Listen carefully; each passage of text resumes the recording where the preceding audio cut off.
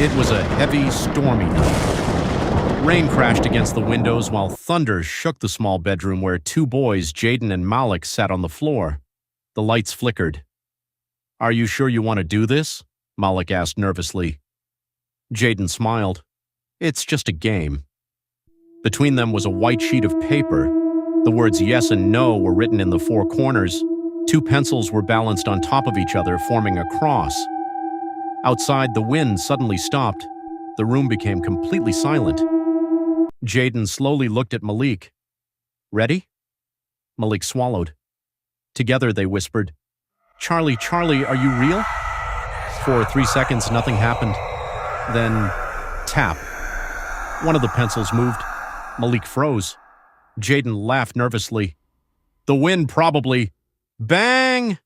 The bedroom door slammed shut. The lights went out. Darkness swallowed the room. "Jaden," Malik whispered. No answer. "Jaden, stop playing." Suddenly, a cold breath touched Malik's ear. "Yes." Malik screamed and switched on his phone flashlight. Jaden was standing in the corner, but something was wrong. His face was turned toward the wall. "Jaden?" Malik said. Slowly, Jaden's head turned around. His body never moved. His neck twisted farther and farther until his face was staring directly at Malik. His eyes were completely black. Malik ran for the door. It wouldn't open. Behind him, Jaden began laughing.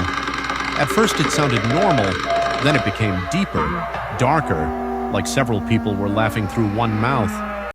Malik turned around. Jaden was no longer there. Instead, the paper on the floor had changed.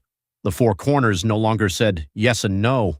They now said run, hide, you're next, and too late. Malik's phone flashlight began flickering.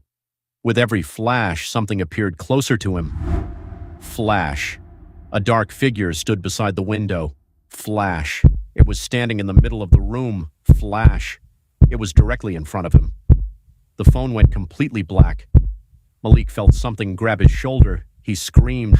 Then suddenly, the bedroom lights came back on. Malik was alone. Jaden was sitting on the floor exactly where he had been before. "Why are you screaming?" Jaden asked. Malik looked at him in confusion. "What happened to you?" Jaden frowned. "What are you talking about?" Malik slowly looked down at the paper. The pencils were still crossed. He let out a nervous laugh. "Maybe we imagined everything."